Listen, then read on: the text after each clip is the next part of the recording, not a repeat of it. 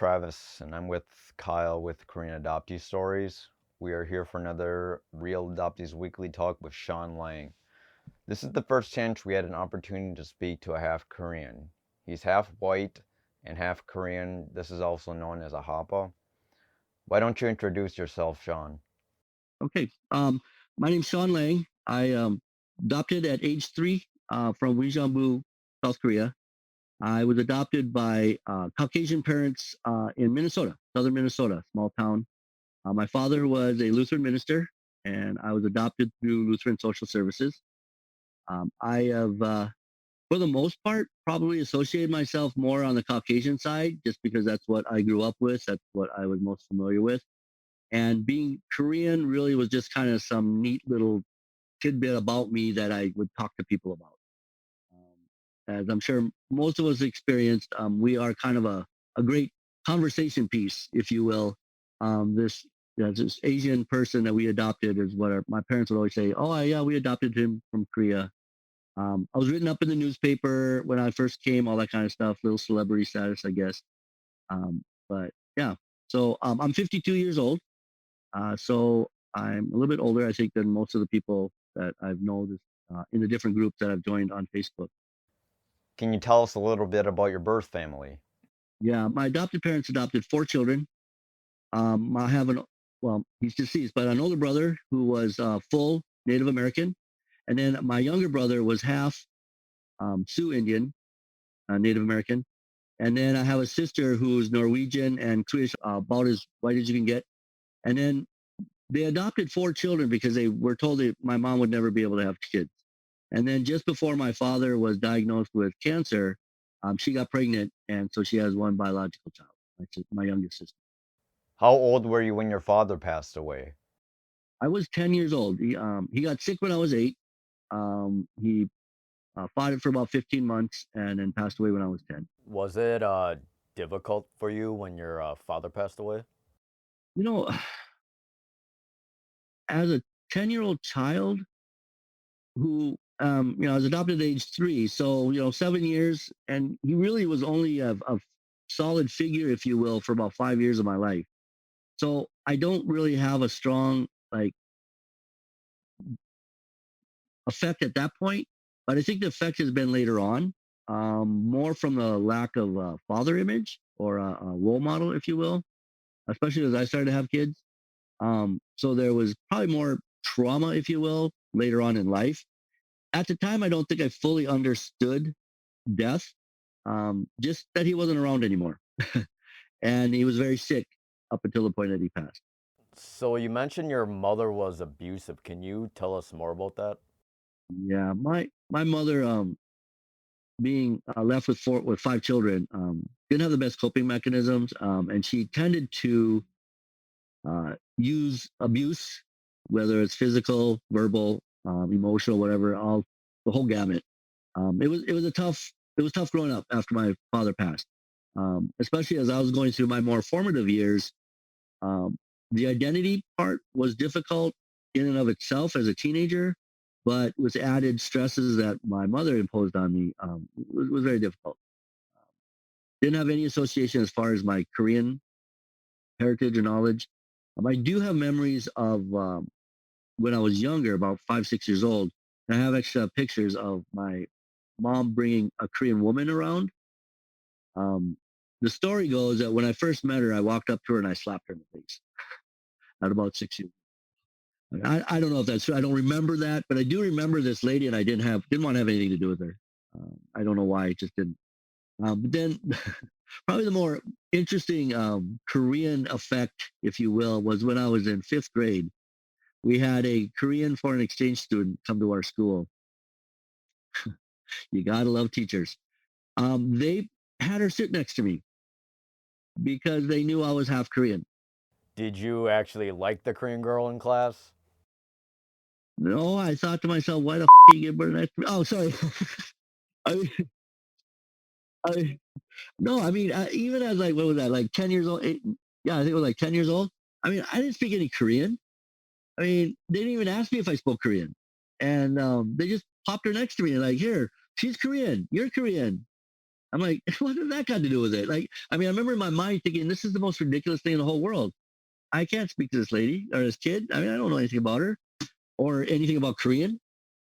So yeah, I just got to suffer through that. Um, she's a nice enough kid, but no, I did not want to date her. I didn't like Asian men. So, what was it like growing up for you? Were you shy or outgoing? Yeah, I mean, I don't know that I, I've never been an aggressive person. I've never been physically aggressive. I've had my issues later on in life with more dealing with anger, but I think more of the effects were that I withdrew. Although I was very social, and I would go to birthday parties and I'd have fun and everything. Everybody would Sean here is fun, but I never had any close relationships. I never had any like a best friend or anything like that. I had people that knew me and I knew them, but never really had a close bond with anybody. Do you have issues with abandonment with your adoption? Yeah, I think the issues of people leaving me has been something I dealt with earlier on in my life. First, of course, not really remembering it, but the abandonment of being adopted. I mean, look at my picture from my passport when I came, and the look in my eyes is of absolute fear. And if you think of a 3-year-old child who's been with their mother and grandmother and family, and then is put into a orphanage, and then put on a big plane and sent overseas and being picked up by these people you have no idea who they are. You can't understand a word they're saying. That had to have left some trauma. Then, of course, my father passing away at age 10, there's another person, a very important figure in my life that left. And of course, then the inability to really be close to my mother due to the abuse issue. Do you have birth family records and can you explain what it said? Yeah, so I have copies of the adoption report from KSS, Korean Social Services, and the assessments that they did based on my health and my physical appearance, my interaction.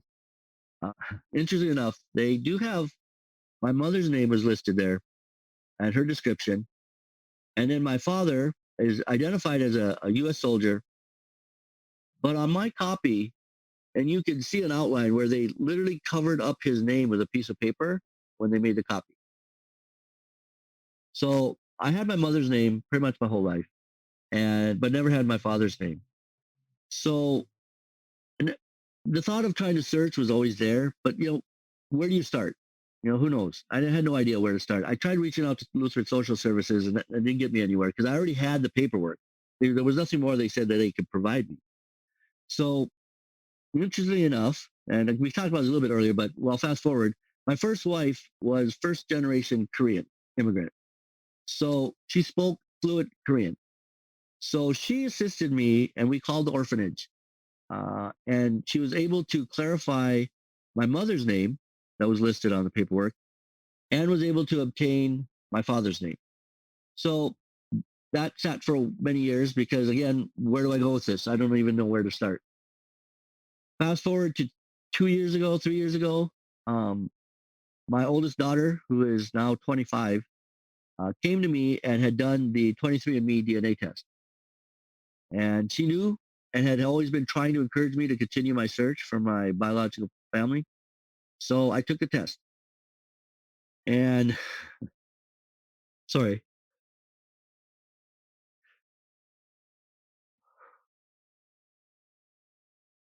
within about 2 weeks, I connected with a second cousin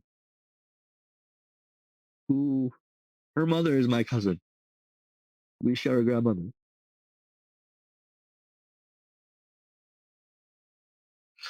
Honey, it tears up,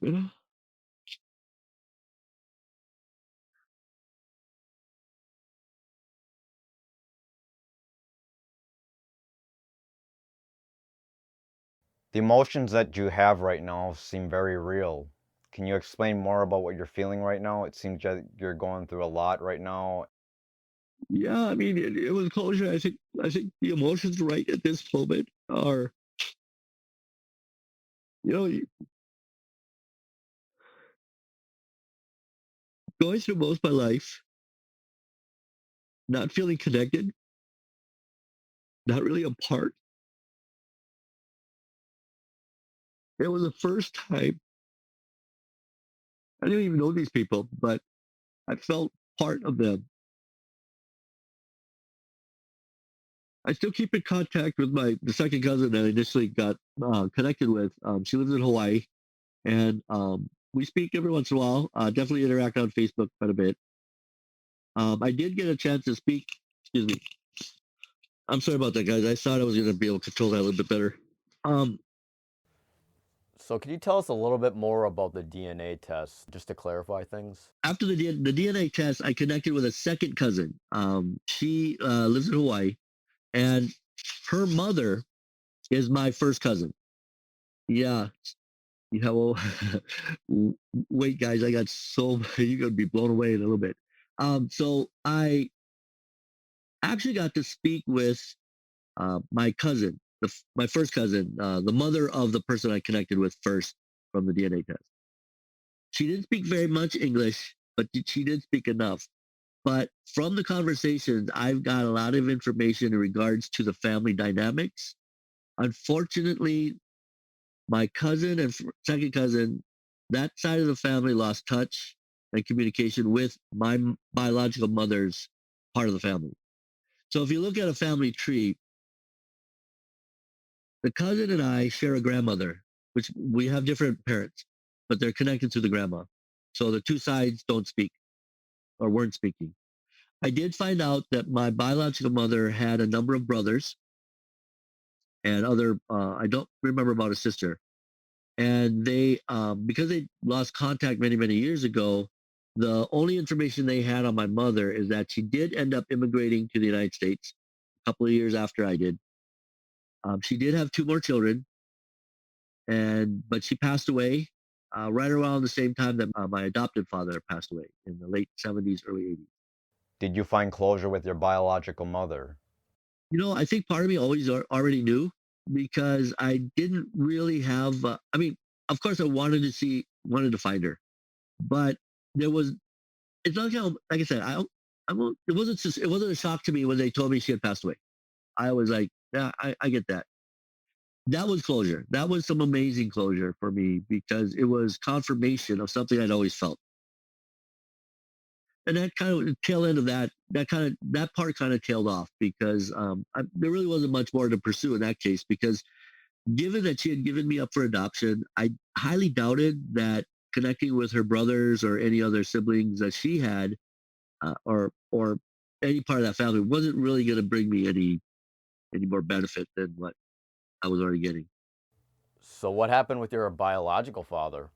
Well, according to the adoption paperwork, my mother and father had a 15-month common law marriage. So they were formally married. She was anticipating coming to the United States, but something occurred and he had to leave. So I don't know. One of the common things we used to talk about when I talked about that group Mac, we would talk about the fantasies that we would bring up in our minds as to why we were given up and what occurred. So, many times you hear stories of, my parents were super rich and I'm going to inherit all this money someday or something like that. You know, because my father was a U.S. soldier, I always said to everybody, he must have been called away to Vietnam because that was in 1968, the heart of the Vietnam War. Um, I was adopted in 1971, which was right near the Vietnam War was starting to wind down a little bit. Um, so that was I always said. It's kind of weird that you can't locate your dad because it's strange. Since he's in the military and American, you'd think that'd be pretty easy to find him, don't you think? Yeah, he's American. I've run into so many obstacles trying to find him, and it's odd because as a U.S. soldier stationed in Korea in 1968, I have his name, I have his birth date, I have his rank. I've even had a search angel try to help me, and she can't locate him. Now that is very, very peculiar to me. Well, military records are public record. In fact, you can search military records online to a certain point. But I have searched. I mean, I used to spend hours searching through the military databases, and it I mean, think about narrowing it down. It's not just somebody in the army. It's somebody stationed in Korea in 1968 near Wisambu, which is there's one base, Red Hill Base. It's now closed. Um, but he was a sergeant. I have his name and I have his birthday. Come on, right? So the search angel thinks that that information was not accurate, that it was false information. And my mother's name, interestingly enough, that she put on the paperwork is actually her brother's name. So it isn't really her name. So I don't, and I haven't had any communication with them as far as what her real name is. Okay, so now for another topic, did you identify yourself as Caucasian or Asian? So yeah, growing up, I mean, in Minnesota, which back in the 70s, 80s, pretty white, pretty Caucasian. Elementary school, high school, I was one of maybe a handful of non-white minority kids, I guess.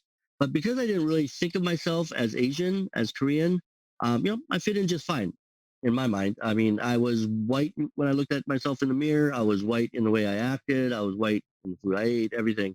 And I really had no identity with any of the Korean culture aspects, whether it was food or anything. I mean, there just wasn't much around that time, as it is from what I understand. And I go back home every once in a while. There's quite a large contingent of Korean communities and other Asian areas, just similar to what it is out here in LA. That wasn't there back in the, back when I was growing up. It was, I grew up on eating lutefisk and lefse and German sausage. So, but yeah, it wasn't until college when I first identified myself as Asian on the college application and was put in a minority advising group. And my first day of college orientation, walking into an auditorium filled with Asians and basically thinking I was in the wrong place. I forgot I'd put Asian on my application. So I was walking away when someone came up to me and was like, "Are you looking for the minority advising orientation?" I'm like, "Yeah, I guess." She goes, "Yeah, you're in the right place over here." So walk back into the auditorium, looking around, going, "I have never seen this many Asians in my whole life." How come you felt disconnected when you were a child? Yeah, I guess I never always felt a little different. Um, and the way kids tease each other normally was whatever it was, but there was a little more to it sometimes. Remember in kindergarten, and I'm sure we've all heard this one. This little boy Jeff, and I remember his name because I'll never ever forget his name. But every day he'd greet me with Chinese, Japanese, dirty knees. What are these? And that, I mean, didn't understand it really, but I knew it was something. And so there was always that little hesitation to, I don't know, admit I was Asian. Tried to kind of maybe fight it a little bit. And plus, as a small child, I looked Asian, but growing up, and as you can see, most people wouldn't guess that I was Korean. In fact, very few people have ever guessed I'm Asian. What do you identify as yourself now? Yeah, I guess the identity thing was, I don't know that I even have yet to really solidify what that identity is. The more I interact with the groups on Facebook, the adopted Korean groups, is where I've really found a lot more meaningful connections and more meaningful conversations. This really hasn't been a topic that I've discussed most of my life. It's come up occasionally, but not not until recently. Not until after the DNA test. So to get our viewers back on track, can you actually tell us a little bit about your relationships? I know you're the one who actually reached out to me because you saw one of my posts about relationships and the effects of relationships based on your adoption. So you mentioned you married a Korean woman, and it's kind of interesting. You said that marrying a Korean woman wasn't enough to make you realize that you were Korean, that you couldn't identify as Korean. Can you explain more about that and your marriage if you could? I mean, at first, yeah. I mean, it was. I mean, who knows what love actually is or whatever. But I fell in love. She was Korean. To me, she was. It was like. Um, I think there was a comfort.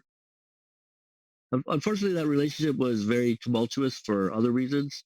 Um, but in a way, it almost flipped. It flipped in two ways. One, I started to identify Asian, Korean, but I didn't really fit in there either. Even with her family, although they were very welcoming and they're very accommodating.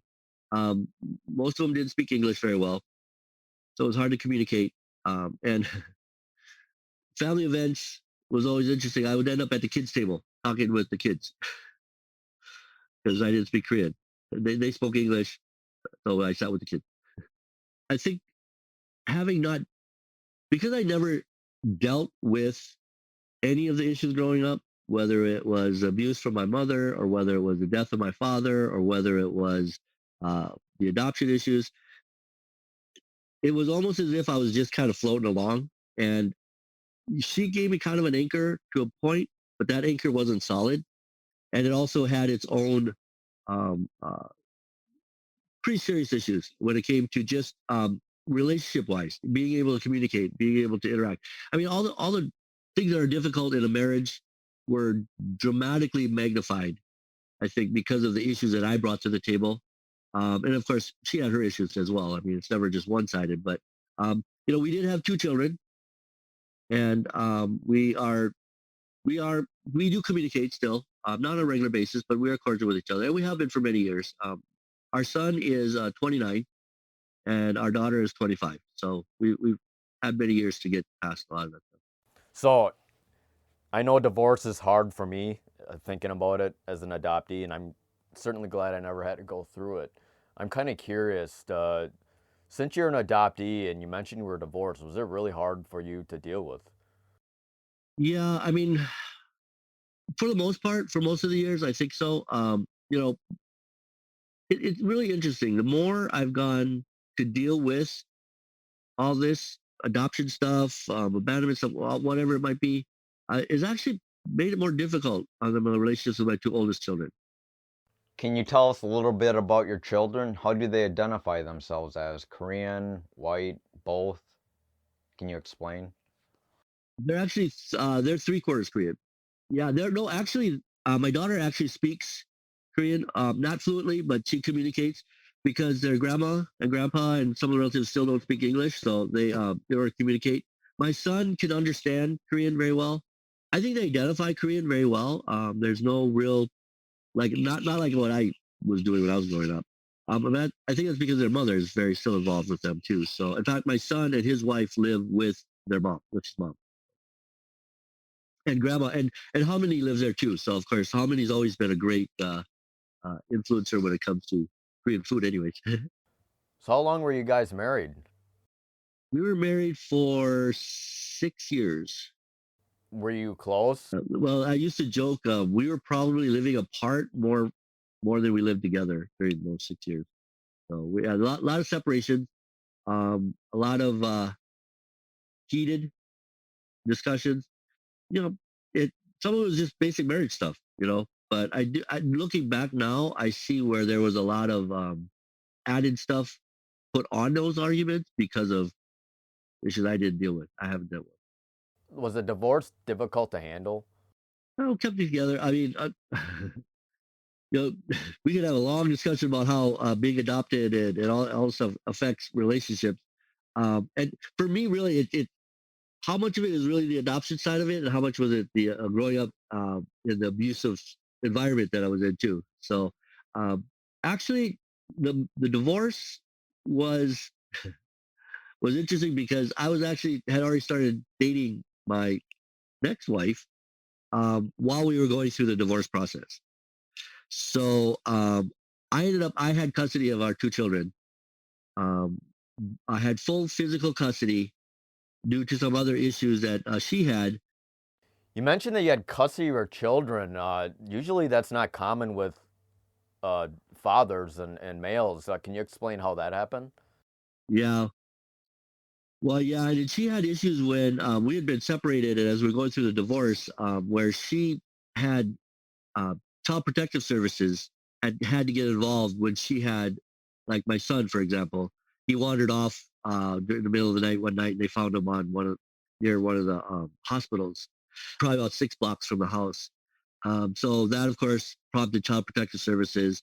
So she had that mark against her, and he was in her custody when that happened. And then she had another situation with our daughter shortly thereafter. So when we got to the court hearing, it was a slam dunk. There was no way they were going to give her custody of the kids. So I had, plus she had dropped them off at one point to me and said, "They're yours," and walked away. So I'm fortunate that that happened because yes, many times guys have to fight, fathers have to fight, even for the visitation sometimes. And I was able to have them full time. And we were able to work it out throughout most of their years. We never, unfortunately, never went back to court. We went to court once, well, twice. First, the original hearing, and then, of course, when we submitted the agreement. Court accepted the agreement, and we've never been back to court. We've worked it out between the two of us, whatever issues may have come up since. So I will tell you, there was a celebration when my daughter turned 18. So it actually seems like you got a pretty good head on your shoulders and you seem like a good dad. Can you tell us a little bit about your reasons on how you actually raise your children? I spanked my son once, but I mean, you either become like your parents or you are trying very hard not to be like your parents as far as their parenting. And I went the route of was not going to repeat what I experienced with my mom. And there was a moment before I moved out here to California. My son was 1 years old, and his mom and I actually considered giving him up for adoption. Now, if that doesn't mess with your head, being an adoptee, the fact that I even had that discussion to this day, I'm embarrassed about because of the issues I've had. And obviously, we didn't go through with it. I couldn't do it. There was no way I was going to be able to have my son grow up in close proximity to me and not know what was going on, not be part of his life, knowing what I had experienced, not only from being adopted, but from my adoptive father passing away. So that's how I ended up in California. The only way I was going to keep contact with my son was to follow his mom to California. So we tried to make a go of it again. We stayed together long enough to have another child, but obviously it didn't last. So I don't regret that decision. I am involved in my children's lives. And I think the guiding principle that I've always had is I want my children to know they can talk to me, to discuss things with me, to talk about anything they need to. It's tough sometimes to hear those conversations, and that means you have to be involved in their lives. So letting them go in any way, shape, or form was not something I was ever going to do. So I know a lot of CADS or a few CADS that have a troubling life. They tend to self-destruct. They got into drugs, sometimes crime, and other self-destructive tendencies. But it seems like you have not gotten in trouble with the law, or did you get into drugs at all? Can you explain more? You know, amazingly, I didn't. And I think maybe that's because I never got associated with people enough to get in trouble. Or it, I don't know, call it fate, fortune. I don't know. I mean, when I was in college, I actually worked in drug and alcohol rehab for 3 years. And it was during from age 19 to 21. And I was caught, I was caught right when they changed the drinking age to 21. So all my friends, or most of my friends had already turned 18 before January 1 when the new law took effect. So they got grandfathered in. I turned 18 the year the law changed in March. So I didn't get grandfathered in. So maybe that helped a little bit too. I mean, it's just real odd things like that throughout my life where it's like right place, right time kind of things. But not to say that I didn't have issues. Um, I've had my period of drinking a lot, but it was more in my adult years. Um, and I've had my other issues, but that's really been more, believe it or not, recently in the last few years. And I do have to go back and say, you know what? I think a lot of the issues I deal, the emotions that are starting to come out constantly, it started after the DNA test came back, and all that started to open up things that I had been able to sufficiently push down and keep from affecting me, and it's not. It opened up. Pandora's box flew wide open for me. So you seem to be very new to the adoption process. Has abandonment come up uh, at all as you dealt with your relationships? I'm in a better place now where this is happening, and I'm having these conversations, and I mean, just the fact that I'm having discussion with you guys if you would have asked me 5 years ago if I would have done this, I would have told you you're crazy. There was no need for it. There was why would I want to do this? Um, I thought I was fine, but what I was really is ignoring and denying, and it's it's been a problem. It's been a problem in all my relationships, even with my children to a degree. When you're not honest, when you're not yourself, when you're not real, people know it. People feel it. So yeah, Have you ever thought about traveling back to Korea? no, no, no, no. Is that actually something that you would want to do, is going to Korea? Yeah, I mean, yeah, I'm hesitating because I thought of all this stuff. I have so much time on my hands to think, and sometimes I think too much. But yeah, I want to go to Korea eventually. Um, I I don't know what it would do for me though. You know what I mean? I really couldn't tell you. I I, I want to, but I I guess what I've been doing is I've been looking at different ways to go. Like with a tour group, with by myself, or take that adventure, whatever. So here's a question for you. Would you ever consider going with your kids, or would you travel alone? Because I know there's some Korean adoptees that think that it's a personal journey and no one should be involved, including not bringing their family or their significant others. Or do you think you would actually want to bring your kids along? Wow, God, you guys, I'm embarrassed. I never even thought about bringing my kids with me. I mean, it's been interesting just sharing the recent journey that I've been on. And when I say recent, guys, I'm literally talking to you last year. Is you know, I don't know. It's an interesting. I'm not in a position financially or otherwise to right now, so it's kind of a decision already made at this point. But future wise, yeah, if I can get it done before I pass on, um, but I do think it would be a personal journey. Been interacting with the CAD community at all? Have you come across them? You know, sometimes you wonder how much you should actually take on in your life.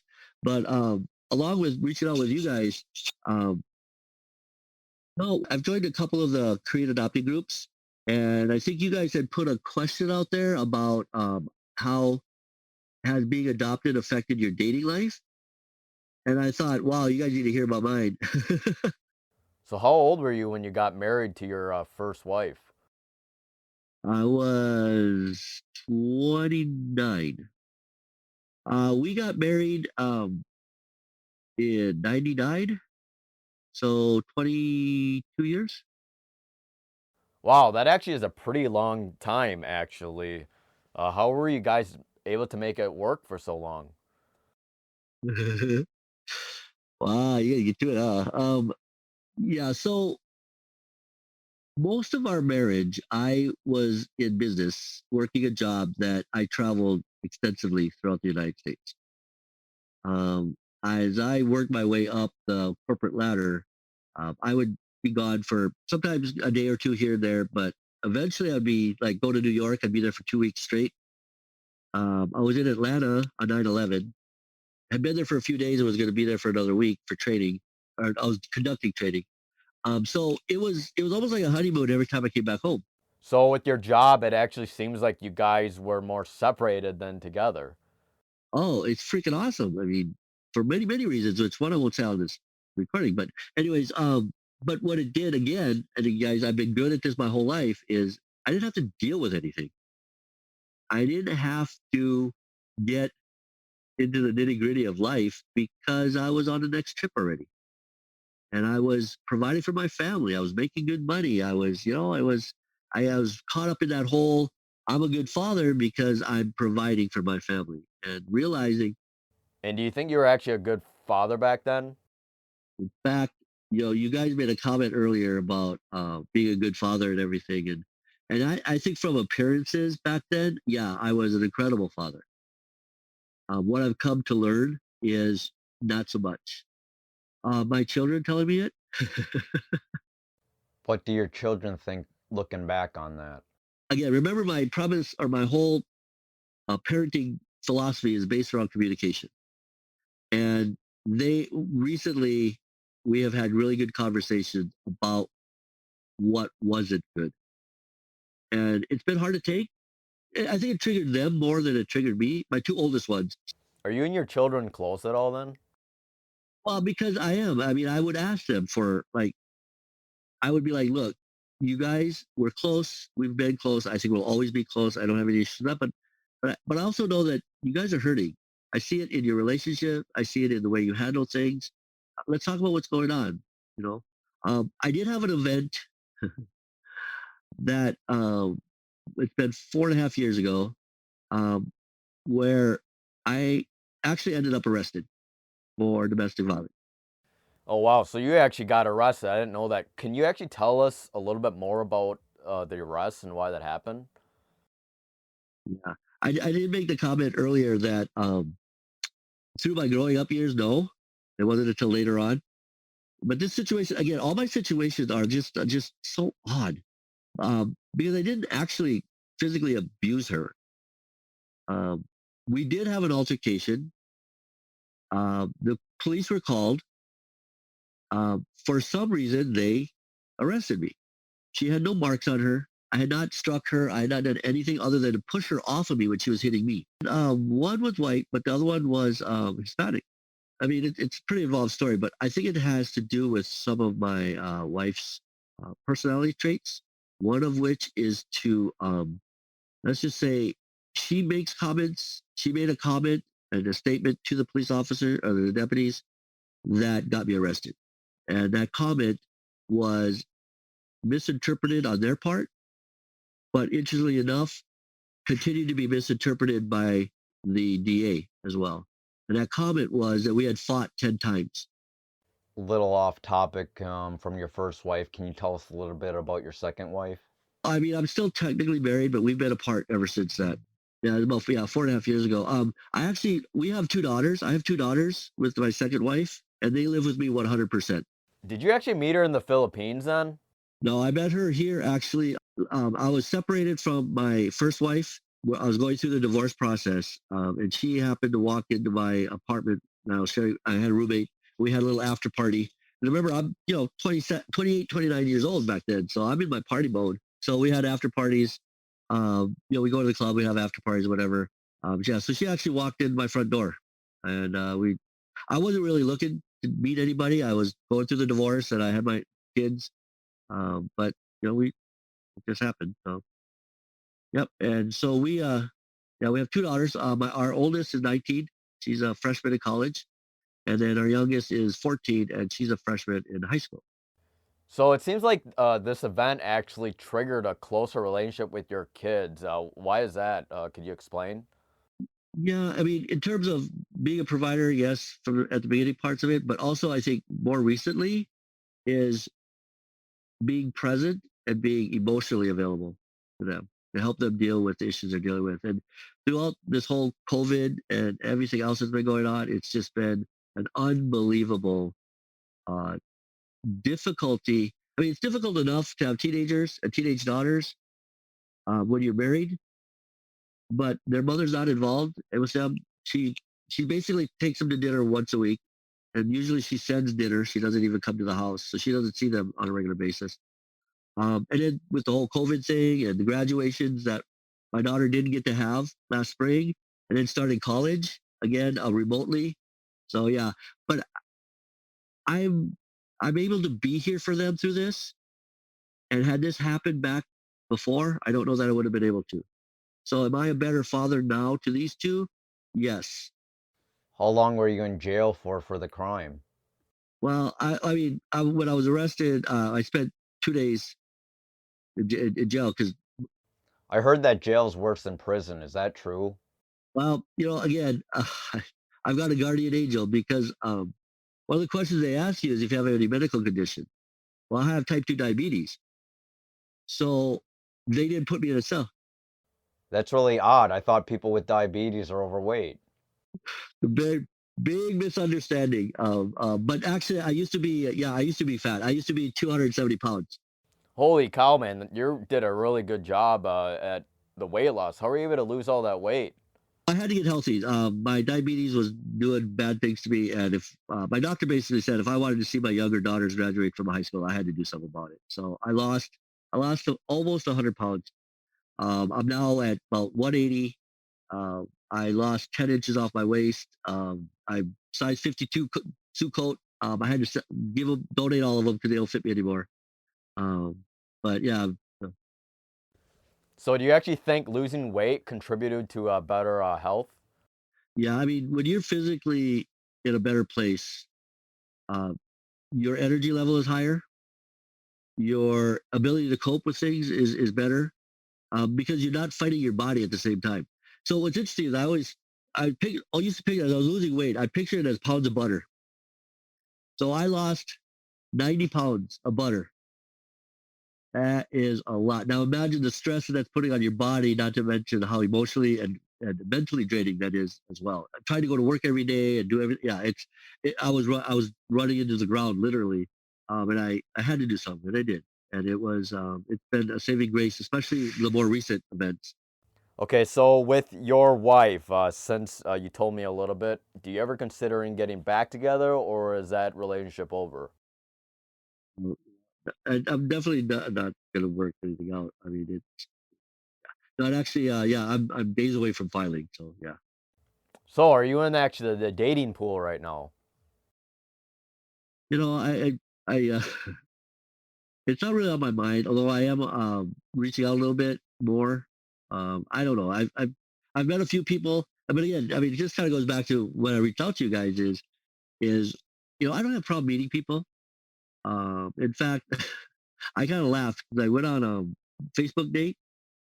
I hadn't even put my picture up there yet, and I got liked by like three women. And I was like, okay, this is ridiculous. You don't even know what I. Yeah, I think you missed the part. I had didn't put my picture out there yet. I only had my profile.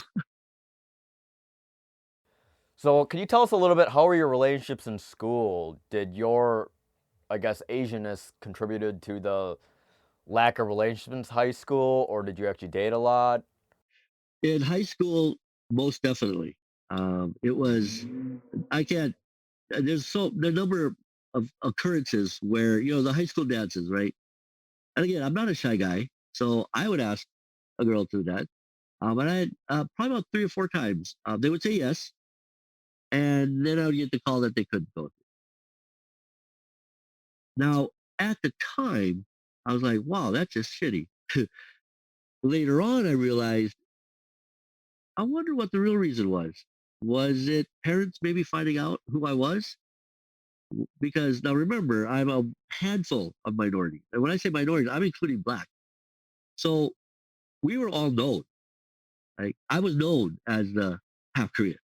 Um, the, the black kids were known as the black kids. You know what I mean? It just kind of was. Not overtly, but more subtly. So, now looking back, like, okay, were they told they couldn't go to the dance with me?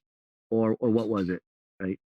At the time, of course, as a young man, you take it personally, like it's all about you, and oh my gosh, it's but it didn't really stop me. At college, I didn't really wasn't focused on dating until probably that party that I went to with that friend where I met my wife. Um, I mean, I dated women. I dated mostly white women, um, and really, I didn't. I don't know about if being adopted was the issue, or was it the being Asian and looking more Asian or whatever, being known as Asian.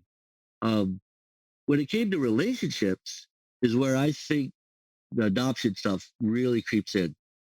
And that's again, we've kind of talked about that, the abandonment issues, the trust issues. And for me, was the not able to share myself and what was going on inside me. Do you have any close friends? I mean, I had a really really close friend in college. In fact, she and her mom came out here for my second marriage, and she had a conversation with me one time, and she said to me, this is back in college, and she said to me, Sean, you're a very nice guy. You're a very friendly person. Everybody likes you. And yet nobody actually knows you. I was blown away. I mean, this was someone who really did know me. I mean, she understood to a point, but it's it's kind of one of those things where you I would get to a certain point with somebody in a relationship, and this is whether it was a friendship or whether it was a dating relationship, um, and I would stop.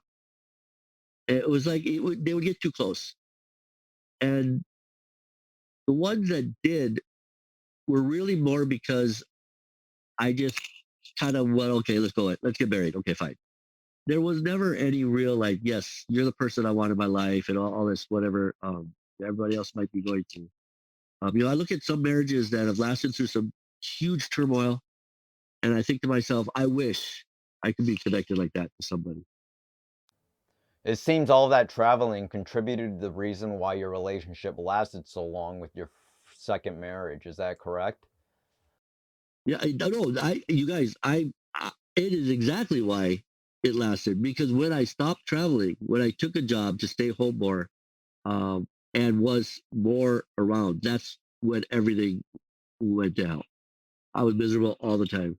Okay, some of that is obviously just you know issues her side as well, but for me, it was at a certain point I just didn't want to invest any more energy, and it was like I just turned it off. But I don't know that I ever turned it on in the sense that um, it was a superficial relationship in the sense that we talked about things.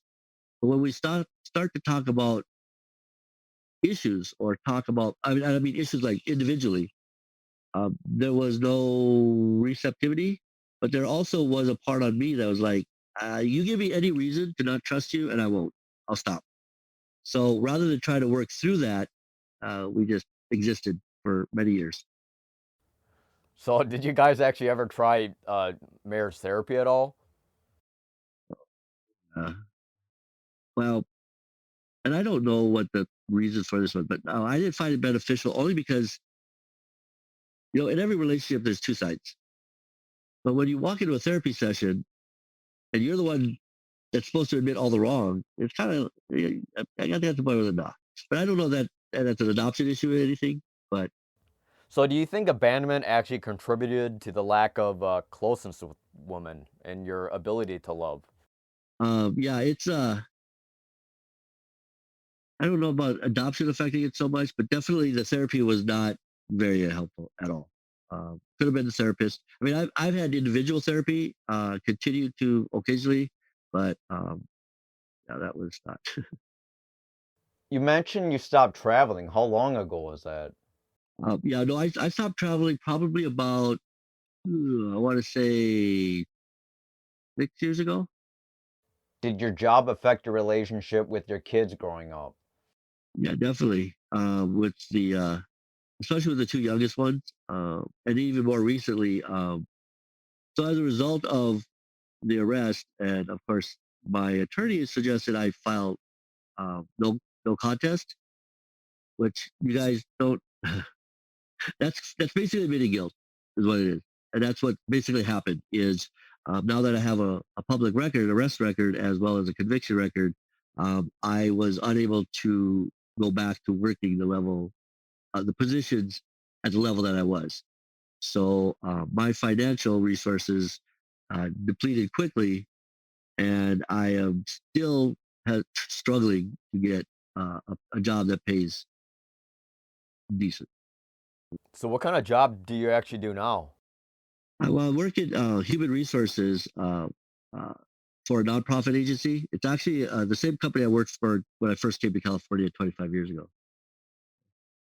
And I was able to get that job because the lady that hired me, I used to work with her back 25 years ago. Wow, so it actually seems like you learned quite a bit from your arrest. Did that actually affect you positively or negatively? I would rather have done it differently. But no, I mean, and there's also part of that I mean, in any situation, if you can't look at yourself and your actions and learn from it, that's one of the things I try to do is, I made mistakes, and my idea is not to repeat them. It's the same thing I do with my kids. So you're gonna make mistakes, and that's fine. I'm not gonna get upset. I'm not gonna get angry. Just don't repeat it. If you know it's wrong, don't repeat it. If you didn't know it was wrong, okay, you're learning. That's fine. Um, another another parenting philosophy I had was three strikes, basically. First time you do something you didn't know, okay. Second time, okay, got to give you a consequence to teach you so you get the lesson. Third time you did that shit on purpose, and now we're gonna punish you. So do you actually want to feel more connected with KADS? I've had some great conversations. I've had a lot of great first conversations.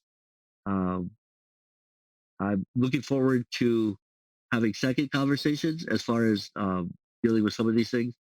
Um, but I'm finding myself reverting back to that trust and not wanting to be connected. But I'm fighting it this time. I'm not going to let that happen. Why do you want to contribute to the CAD community? I think it's the being able to share my life story and help and hope that someone that helps somebody else. Again, like I said, I've noticed most of the groups that I'm in, the members are either in their mid to late 20s. Um, not very many are my age. So I kind of take it on as an opportunity because I've been making comments and suggestions and stuff a lot more that I don't usually do things on Facebook, which is, you know, um, but I find myself kind of drawn to being able to giving some of my perspectives and my experiences to try and help the issues. And if anything else, just to help people learn to trust so that they can have meaningful relationships. So are you ready to date again? I don't know that I've found that yet. I don't think that I've found that yet. My lessons being learned are really through the relationships with my children and being there for them and not walking away. As much as it would be something I would love to be, I'd be so much less stressed. But at the same time, I can't let that happen. So, as far as relationships, for me, I haven't really gone that way yet. I'm not even anywhere near ready to take on that challenge. I got to. How come your mom isn't involved with the kids? Yeah, um, I've forgiven her because I understand intellectually, but I don't know that I've forgiven the effects because they're deep and it's hard to decipher um, where they come from sometimes. So, I mean, yeah, I guess what I'm trying to gauge between is, I mean, there's just things that people do that um, are will cause another person to not want to be associated with them, right? I mean, that's just human relationships, right? Um, because we're not necessarily always going to get along with our family members, and especially uh, uh, being adopted. I think it's a little bit easier to separate that relationship. Like even my siblings, but it's not just because of being adopted. It's because they don't reach out or they don't do things as well. My mother and I probably were most damaged by the fact that she's not involved. She's never been to visit me out here in California. I mean, you talk about the holidays. I haven't spent the holiday with my family in 20 plus years, as far as my family back in Minnesota. So your daughter lives with mom now? Her biological daughter lives with her, has lived with her entire life. She's 45, 46 years old. And she's never moved out. So I guess they're close. Why are you in California? Boy, you guys are good with these questions. Um, I would have to say I probably wouldn't go back, only because my family's here, my children are here, so that would be my you reasoning for it. Um, Plus, my mom had to call and inform me she'd taken me out of the will, which I don't know why she had to do that, but she felt the need to do that a few years ago. Oh wow, so your mom took you out of will? Yeah, and she called to inform me of it too, which is awesome. It was an awesome conversation. What was the reasons for that? Well, I don't know. I don't know how you're supposed to feel when someone tells you they took you out of the will. I mean, I was floored. Well, I mean, my mom doesn't have any money, so I wasn't ever expecting anything. But it's like, why did you feel the need to call and tell me that? It's like that doesn't make any normal sense. She's always asked for money. Yeah, I don't have I don't have anything either. So, but yeah, no. Wow. So, I don't know. Wow, good. Why haven't you been more involved in the Korean adoptee community? Yeah. Okay, so friends, like I'm actually in the Hapa Facebook group. Yeah, I haven't really interacted very much with them, so no. Um, I guess put this really in some good perspective for you guys. This journey of that I'm on right now, as far as the adoption side, is so new in terms of actual activity. It's stuff I've thought about my whole life, and I've had intermittent opportunities, like for example with Mac, being involved in helping form that group and start that. And then out here in California, there's another group called AKA, also known as, that I was involved with for about a year.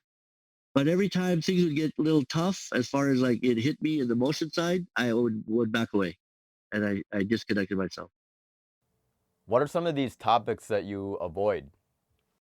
Conversations, conversations around fighting your biological relatives, conversations around the effects that it might have on us personality wise.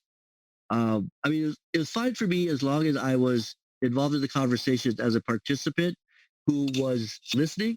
But when it got turned to me to talk, that is usually the points when I would start to back off and not wanting to repeat the potential situation where I'd have to share. No, because I'd probably break down and cry. Are you more open to your children when it comes to your emotions? Yes, I agree with that. Oh yeah, I do. The two youngest ones, I do now. I always thought you had to hide that from your kids. You know, my two older ones, unfortunately, I was the strong, stoic father.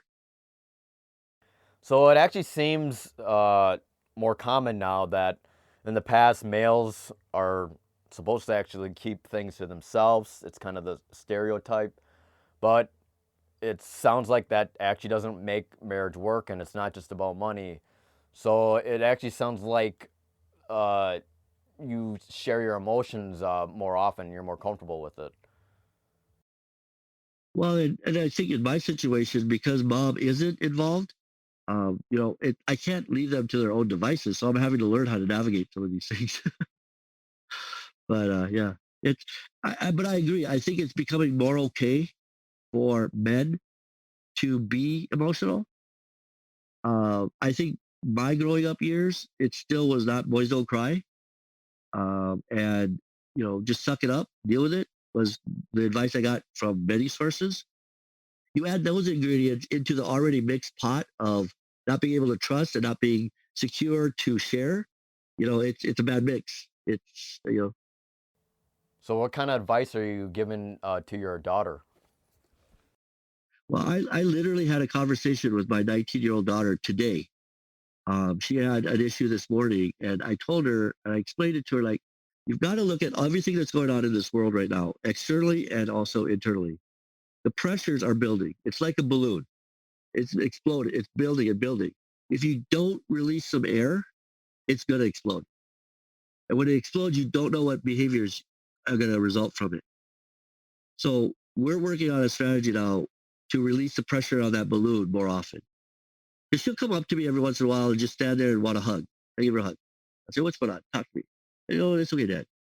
You know, so learning to talk about things and to feel those things, as uncomfortable and as hurtful as it might be to experience it, it's releasing that pressure so that you don't have that eventual explosion. Because, because that's what I had 4.5 years ago. I had an explosion of all the pent up stuff It seems pretty cathartic. Don't you agree? Yeah, yeah, and, it's that's definitely there, and that's important because that's giving me the energy, if you will, to now deal with Sean Lang's stuff that I've not dealt with for years and years and years. I guess they call it entering the fog or trying to get out of the fog. Yeah. Oh. Do you have any advice you want to give our audience? I think the most the most critical lesson I've learned is finding roots from where you came from helps establish, but to eventually become okay with where you are is I think the journey that is most important. And for some people that might mean getting in touch with their biological family members. For others it might be something a little bit different. My son said to me one time, he goes, Dad, you're the first of your family line. That's pretty powerful if you think about it. Okay, so now with all these things that happen, do you actually feel more whole now that you are more open with your feelings? Yeah. Or I don't have the restrictions of what already was. I think it's never too late to become whole until you pass. And so, whatever age, I mean, I guess I would like to find a way to reach out to people maybe who aren't like me, who haven't dealt with this for so many, many years, have been successful, have been able to live a good life, but always having an emptiness and finding a way to encourage them to go through this because it's tough. There's a lot of hard nights, definitely. But I know it's worth it in the end. Even having this conversation with you guys has been amazingly helpful for me in a sense to kind of put some things in perspective of what is really adoption related issues and what are just issues. Um, I think it's more about being a person and finding out who you are and being okay with who you are. So it seems as though money isn't everything. You know, you can live a richer life if you're not chasing money because the energy that you have to put forth to chase the money is harsh. So we try to promote services that CADS do along with their interviews. Is there something of a service you want to share with the audience or not? Well, I'm actually working towards becoming a life coach and working on moving back to where my base was when I was in college is in helping people and in more of the emotional and psychological support for people. I wish I could. I'm very at the very beginning stages of this, and definitely I do have mentorships that I do through Facebook, both through the Korean Adoptee area, but there's also a Facebook mentorship program where I've been mentoring. Actually, it turns out a lot of international people, people from other countries that are looking for um, life experience coaching and mentorship. I don't do professional development coaching yet, although that was my former life. And I'm working towards getting back to that. So I don't have anything to promote right now other than you guys are doing a great thing. So how did you come into getting this role into being a consultant? It's funny, you guys. One of my most successful things I did, I was an internal performance consultant for a pretty large company. And that was where I got a lot of formal training in uh, assessment and I did a lot of thinking about becoming like a motivational speaker, trying to incorporate my life experiences into that because I think that's where people relate. And when they hear about overcoming obstacles, it's a motivational pitch that I think a lot of people like to hear. But my focus has been on not don't just hear a good story and get motivated for the day. Because one of the things in business you find out all the time, companies spend billions of dollars on training, but they don't follow up on it. They don't follow up to see if it did any good. They don't follow up to see what the results were. So of course, it all falls apart. You know, any development program is only as good as the results achieved, and you don't know the results if you don't follow up. So that's kind of going to be my take on the coaching that I do. Is not just, okay, great, we had a great coaching session. Okay, what did you do with it, and how long is it going to last? Is really the value. Okay, so thanks, man. We really appreciate you interviewing with us. I think we learned a lot about your effects of the adoption and on your relationships with people, your marriage, and your friendships. I think we're about to wrap things up. It was a pleasure to work with you. Thanks for having this interview. You have a good one. I appreciate it. I hope there's some material here you guys can actually use. All right, take care, you guys. Appreciate it. Thanks.